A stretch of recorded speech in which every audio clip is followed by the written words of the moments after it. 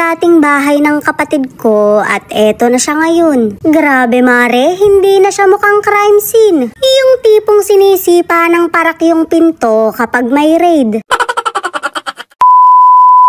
Nandito nga ako sa bahay ng kapatid ko dahil ginagawa na yung kisame niya. Sa mga hindi nakakaalam, bumukod na siya. Pero malapit pa rin to sa bahay ng nanay ko, kaya natitingnan-tingnan pa rin namin siya. Masyado nga ang awa ko nung nakita kong napapalibutan siya ng baha. Hindi naman kasi to ganito noon dahil nakakapagtanim-tanim pa. Nakapagpatayo pa nga ng bahay dahil tuyong-tuyo to. Pero mukhang nakikisama siya ngayon dahil nakikita na yung lupa. Humuhupa na ang baha dahil nagsunod-sunod yung tirik ng araw. Mare, makakatipid yata ako sa pagpapatambak. Gate na lang ang ipapagawa ko dahil yero lang to. Mahirap na, baka manakaw pa tong bangka niya.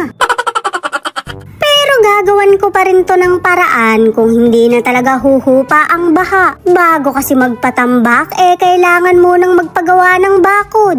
Aagusin din kasi yung lupa kapag umulan. Hindi ko naman pwedeng ipasipsip at itapon sa may lupa ng may lupa. May mga may-ari kasi ng kabila, nakakahiya namang mang-abala. Ringat bumababa na talaga siya at makikita nyo sa bakas. Sumisilip na rin ang lupa sa gilid ng bahay niya. Ang sabi ko nga'y umuwi muna siya sa bahay at baka madengge na lang siya. Well, nakikinig naman yung kapatid ko pero hindi sumusunod. Tigas ng bungo pagka naman na ospital, kakatok sa mga puso namin.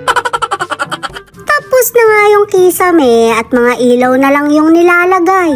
Hindi na ako makapaghintay kaya sinilip ko na dito sa bintana. Sobra-sobra nga ang saya ko dahil napakaganda ng pagkakagawa. Sayang lang at wala dito yung kapatid ko dahil nasa trabaho. Mamaya niya pa makikita to pagka nakauwi na. Syempre hindi pa dito natatapos ang lahat dahil mas pagagandahin ko pa to. Walang kapatid na maiiwan, lahat tutulungan. Pak, sino ka dyan? Kulay asul pa yung ilaw mo ngayon, hindi na dilaw. Hindi na siya magmumukhang kiti. Naglilinis na nga yung nanay ko para mamamahinga na lang mamaya yung kapatid ko. Medyo tagilid pala ako dito dahil hindi nakaka-aesthetic. Kaya naman bibili pa ako ng pantakip para hindi na halata. Puting-puti yung kwarto tapos may biglang orange. Isa pa tong kutso na to, manong palayain na. Ringat tinapon ko na mare at bibilan ko na lang siya ng bago. Ayop ka, si Brownie man aayawan to.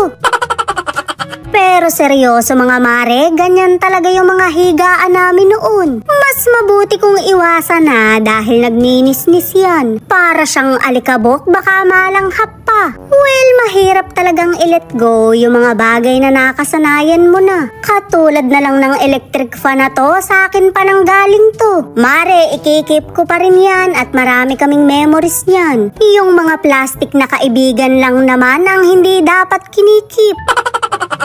Grabe mare, hindi talaga ako makapaniwala. Darating pala ako sa punto na to na makakatulong ako sa pamilya ko. Wala nang masasaya pa na makita mong komportable sila. Kaya wag na wag kayong makakalimot tumulong sa pamilya kapag nagkaroon kayo. Syempre, importante ding mamili kayo ng asawa na hindi kayo tuturuan maging madamot. Ang asawa'y napapalitan pero ang magulang hindi. Mare, marami pang hotdog dyan.